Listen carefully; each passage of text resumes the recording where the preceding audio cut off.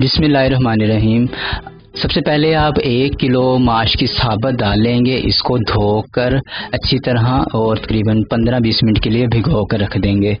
मेरे पास तो कुछ कम है, मैं उस हिसाब से मसाले डालूंगा, लेकिन मैं आपको 1 किलो की रेसिपी बता रहा हूँ। जो जितना भी सामान है वो 1 किलो के हिसाब से मैं बताऊंगा आपको। तकरीबन 8 लीटर पानी हमने किसी बड़े बर्तन में गर्म करने के लिए रख देना है। इसको हमने उबालना है और इसमें हम तकरीबन 2 चम्मच नमक डालेंगे, 2 चम्मच पिसा हुआ गरम मसाला, 3 चम्मच पिसी हुई सुरख मिर्च, 1 चम्मच हल्दी और 1 चम्मच पिसा हुआ धनिया। इसको हम ढक के रख देंगे। जब इसमें उबाल आ जाएगा तो हम इसमें अपनी दाल शामिल करेंगे। ये दाल को तकरीबन 20 मिनट हो चुके हैं। इसमें से हम अपना पानी निकाल लेंगे और अपनी इस दाल को उबलते हुए पानी में डाल देंगे। तकरीबन 1 से 1.5 घंटा लगता है और ये दाल हमारी गल जाती है। तो इसको ढक देते हैं। वक्फे वक्फे से हमने इसको चेक भी करते रहना है। तकरीबन 15-20 मिनट हुए हैं और ये आप देखेंगे कि साइडों पे मसाला जो हमने डाला था, मिर्चें वगैरह, वो लग जाती हैं। तो इसको हम मिक्स करके इसको वापस इसी पानी में डाल देंगे इस तरह से। और तकरीबन हर 15-20 मिनट बाद हमने इसको चेक करना है, क्योंकि ये नीचे लग भी जाती है, इसके जलने का भी खतरा होता है। इसको हम फिर ढक देंगे। अब तकरीबन हम गोश्त लेंगे 1 से 1.5 किलो। आपने ज़्यादा चिकनाई वाला गोश्त नहीं लेना, ज़्यादा चिकनाई वाले से भी इसका टेस्ट अच्छा नहीं बनता। टेस्ट के लिए ये देखें, इस तरह की बड़ी हड्डियां भी इस्तेमाल करेंगे हम।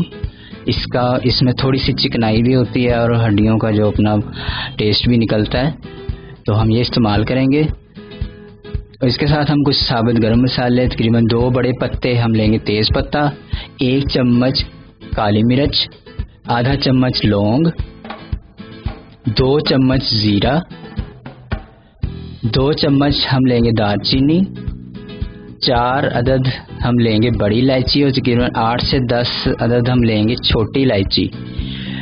अब तकरीबन 1 से 1.5 कप घी हम गरम करेंगे। अगर आपका गोश्त चिकनाई वाला है तो 1 कप लें, वरना आप 1.5 कप लें।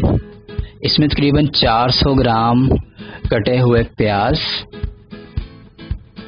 इसको हमने लाइट ब्राउन करना है, हल्का सा ब्राउन करना है। और जब ये ब्राउन हो जाए तो इसमें हम अपने साबुत गरम मसाले जो हमारे थे वो शामिल करेंगे और बस तकरीबन आधे मिनट तक, 30 सेकंड तक हमने इसको फ्राई करना है, इससे ज़्यादा की ज़रूरत नहीं है।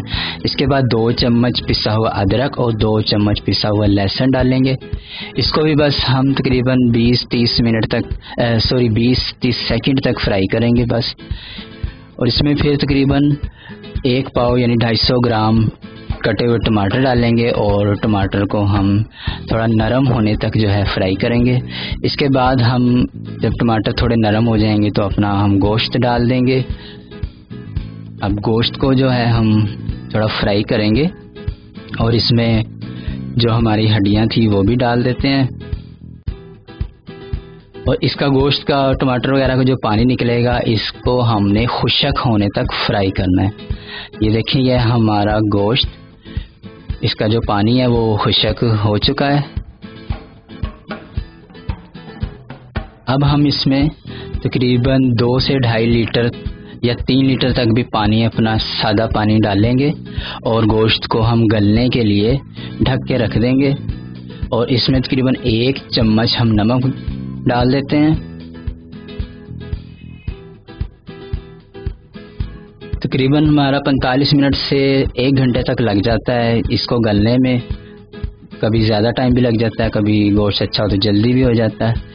तो हम इसको रख देते हैं और तकरीबन 1 घंटा हो चुका है। ये हम अपनी दाल भी चेक करते हैं, ये भी हमारी गल चुकी है, लेकिन बस ज़रा अलग अलग है, पानी से घुली हुई नहीं है। तो इसको हम हल्की आंच पर 15-20 मिनट और रख देंगे तो ये हमारी ये भी घुल जाएगी। इसको भी रख देते हैं और 1 घंटा हो चुका है। तो हमारा अब गोश्त भी चेक करते हैं हम। ये देखें, गोश्त भी हमारा तकरीबन गल चुका है। अगर इस मौके पर आपका गोश्त नहीं गला तो आप थोड़ा और पानी डाल लें और मज़ीद इसको गलाएं, लेकिन हमारा गोश्त गल चुका है। हम इसका बस थोड़ा सा पानी इसका खुश्क करते हैं और इसमें फिर हम अपने मसाले डालेंगे। बहुत ज़्यादा खुश्क नहीं करना आपने। फिर इसमें तकरीबन 1 पाव दही डाल देंगे,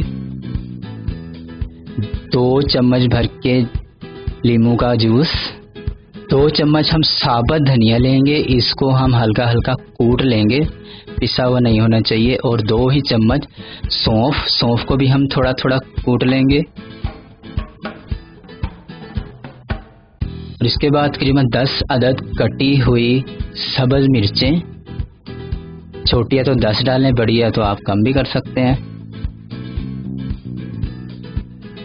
और तकरीबन 2 चम्मच कटा हुआ, लंबाई में कटा हुआ अदरक भी हम डालेंगे इसमें। और तकरीबन 3 चम्मच पीसी हुई सुरख मिर्च,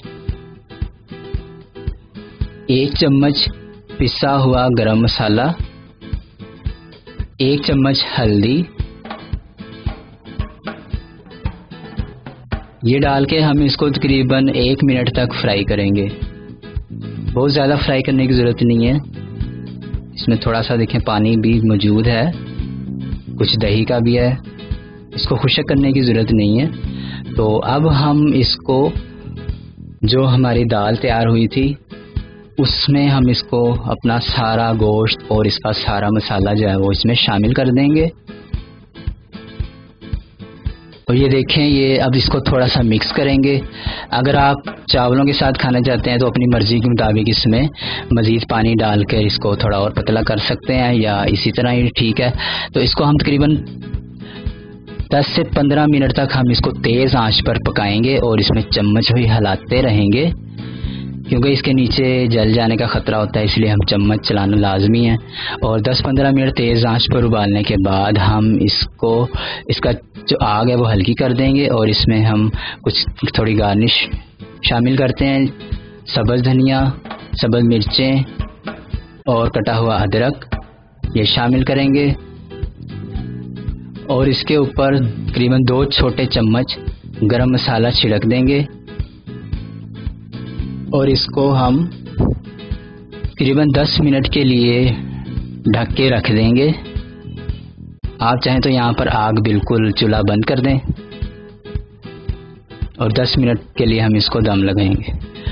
तो लीजिए जनाब, हमारे मज़ेदार देगी उड़द या माश की दाल गोश्त के साथ तैयार हो चुकी है। तो आप इसको ज़रूर इस तरीके से ट्राई करें, इंशाल्लाह आपको बहुत पसंद आएगी। इसको आप तैयार करें और हमें ज़रूर बताएं कि आपको कैसी लगी। दुआओं में याद रखिएगा। अल्लाह हाफिज़।